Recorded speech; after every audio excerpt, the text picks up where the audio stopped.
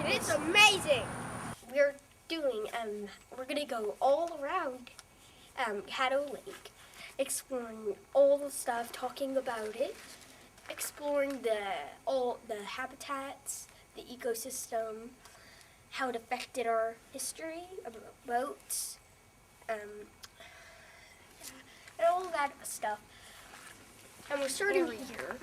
We're pretty sure it is riverine habitat, which is one of the three major habitats of Caddo Lake. There is a swamp and this riverine. It's about 25 feet deep. We don't know exactly if this is that. Over towards the bank, it's probably the swamp. No, not swamp. Swamp is very, very over by the bank. That's probably the other one that I've forgotten because I forget things. That's a boat. We actually found a boat that's going around. Recreational boating. Oh, there goes another one. We actually came over here. Wait until they're on. We actually came over here to show you the swamp area. I'm actually not sure. This is about a foot. Okay. And yeah, so they would ship things from New Orleans and other major ports, which brought money to our economy. And money means stuff means you can buy stuff for other stuff to build stuff, other stuff that can bring more people here to get more money, and it just goes on in a process like that. And especially when steamboats came. And also, as you can see, I forgot to mention this over back at the fishing dock area thing. Okay, let's hope What did you forget to mention? Yeah, let's hope that this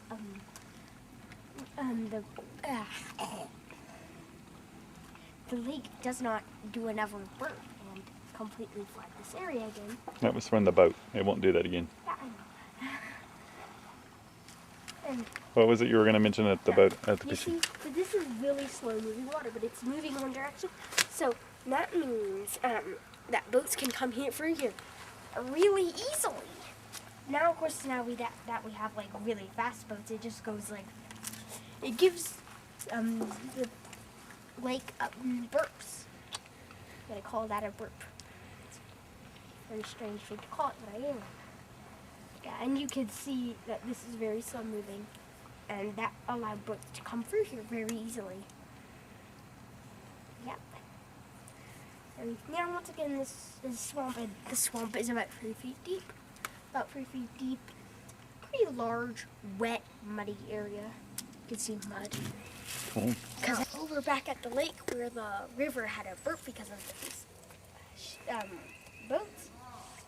I told you at the place we were trying to get a swamp. That wasn't very swampy. I'm not even sure that was a swamp. Now, we're 100% sure this is a swamp. I'm very sure that this is a swamp. As you can obviously see, it's very swampy. Oh gosh, the lake is very muddy with very low depths. You might be able to find an animal track here. What's important about the swamp part? What do you think they provide? The swamps. Well, they're just like kind of a water source, just way out here. Mm-hmm. Bug? I think I caught that one. Got a lot of mud on you, so be careful. Oh gosh. Why don't you step back out this way? This would be a perfect time for that. So it's got a water source, so what else would be important for wildlife and things with the swamp? Snakes and other reptiles, water snakes and other water reptiles. This is like an easy area that you could just move fast through. For water, so it's important for the animals. Yeah. Okay. And also, you see here, if you get deeper in it, the water actually goes under. So it's a nice hiding spot. It's just a really nice hiding spot. Awesome. So that's the swamp. Yeah, right now, those are canoes. You probably know what a canoe is. Now I'm just going to talk about the difference between just kind of, it's just for fun, recreational fishing. It's just for fun, like they're just doing it all for fun. And like canoeing is definitely recreational. Now, industrial is when you're trading and stuff. Like you're actually going to this lake to give stuff to other people. It's not like you're just canoeing through the lake over to somewhere else to just give someone like a a wedding ring. I don't know. Mhm. It's not like that. No, that's not. That's still. I still would call that recreational. I mean, like you're actually like have a steamboat and you're actually going for this to trade and a big market. So have you ever done some recreational fishing out here? Yes, I actually have.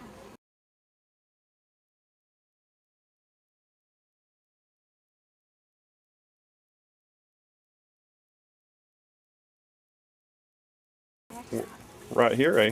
What was on the cool time when the lake was a lot different when we came out here?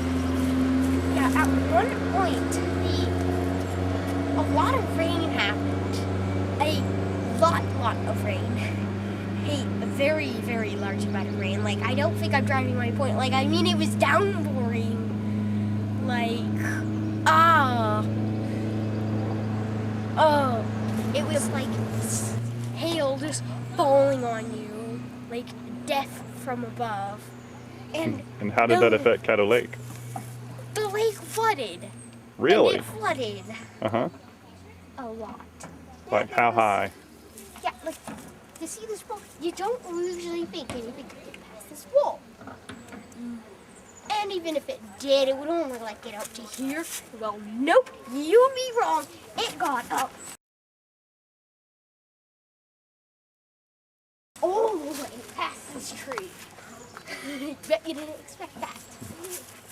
Actually, if you're listening to this, you're probably from Marshall, so you probably didn't know about that, because that was a 100-year flood. And not a flood, no, I think it was 1,000-year, right? Yeah, 1,000-year flood. It was just all over here, everywhere. Like, if you went up to the edge, like, you would be drowning. It was a full man. Hi. Say sure. We're taking your picture right now. There you go. What are your names? Hi, I'm bear. Nishu. I'm Tara. I'm Farah. We're all from Sugarland. Their name's Sugarland. Rhyme. Yeah. Awesome. What else you want to ask them, Chase? It's their first time to Caddo Lake. We like it a lot here. Yeah, That's it's very fun. awesome. It's really pretty. It's very pretty. Nice cabin. So would this be an effect on Harrison County? We have tourists coming up from Houston to visit Caddo Lake. Chase Scott, how would that affect Harrison County? That'd be a big effect? They probably had to pay to get here, I don't know. And that would Yeah. give money. That was that's an income, so that's important effect for Harrison County. That's Consumer very good. expenditure, GDP. That's right. Oh, that's what it's supposed to be about. So that's a good. It's about economics. It's about how the Caddo Lake affects Harrison County and Marshall specifically. So that's exactly what it's about. Okay. Let's see. It came back. The stick strikes again. Ah! Ah, that hurt. This is just like. Get out. Open it up. Yes. Thought I saw a deer thing. Hey. No. We just came up here and we saw this giant tree that just fell down on us when we saw this. Yeah. It's closed.